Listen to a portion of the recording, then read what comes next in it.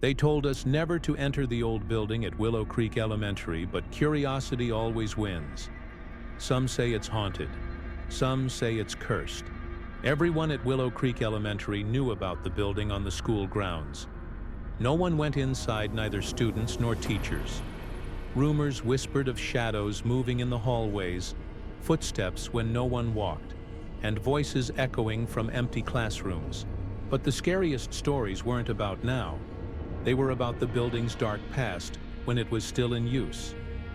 Before it was abandoned, the building held classrooms, students, and secrets. Chalk messages appeared overnight, spelling warnings like, "Never come back," or "You don't belong here." Teachers would erase them, but the messages always reappeared the next day, often in harsher, more urgent words. Doors locked on their own, whispers echoed in empty halls, and shadows flitted just out of sight. One student, Lila, attended class there. Brave and curious, she often stayed after lessons to investigate the messages herself. Then one day, the blackboard spelled her name. "Lila, you are my next target." Terrified, she stayed home for 2 days, but the administration dismissed it as a prank. When she returned, she remained after class to watch, to see who or what was writing the messages. The chalk moved on its own, spelling a chilling new warning. "Stay forever. No one escapes." Books flew from the shelves. The desk in the center spun violently, and shadows in the corners grew darker. Lila tried to flee, but the floorboards groaned beneath invisible weight. She fell on the stairs right in front of her classroom, hitting her head fatally. The administration quietly labeled it an incident, but whispers among students said the building had claimed her. Years later, Emily, Daniel, and I sat in our classroom. Emily whispered, "Did you hear about Lila? They say she died in that building after the messages appeared." Daniel shrugged. "Maybe she tripped. Kids exaggerate." Even before exploring, the building's presence was clear. The janitor claimed he heard children laughing inside, despite it being empty. Some students spotted shadows moving past broken windows during recess. Once, a pencil rolled off my desk and stopped at a scratch pointing toward the building. Despite our fear, curiosity won. By the last bell, we decided we had to see it ourselves.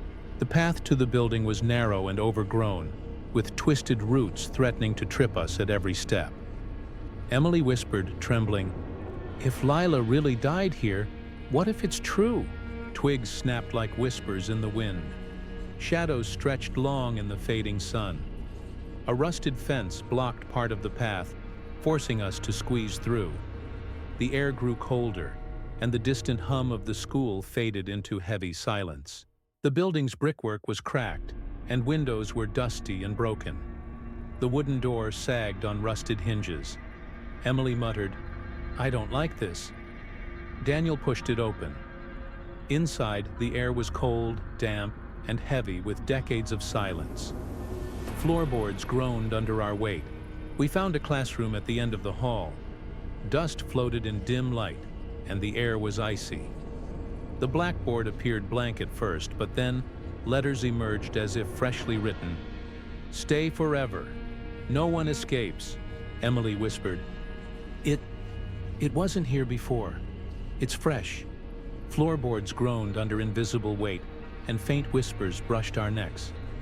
"Play or stay." Then our names appeared.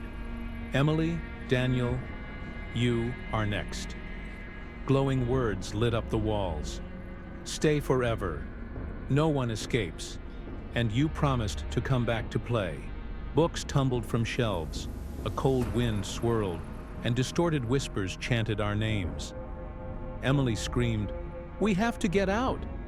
We bolted, tripping over debris, our hearts pounding. The center desk shifted violently, blocking our path. Shadows surged forward, twisting along the walls. Daniel fell, scraping his arm on jagged wood. Blood ran down his sleeve. Emily tripped on a broken desk, cutting and bruising her knee. A shadow lunged at me, slashing my shoulder. The blackboard glowed violently, our names pulsating. "Emily, Daniel, you are next." The walls seemed to close in. We stumbled blindly, dragging each other toward the door. Finally, we burst outside. The shadows froze at the threshold, but whispers of our names followed us down the overgrown path. By the time we reached the schoolyard, all three of us were bleeding, shaken, and gasping for air. We never spoke of it again. Even after the old building was demolished, the shadows, whispers, and blackboard stayed with us. Sometimes, in the quiet of my room, I still hear them: my name, Emily's name, Daniel's name, and I know the building never forgot.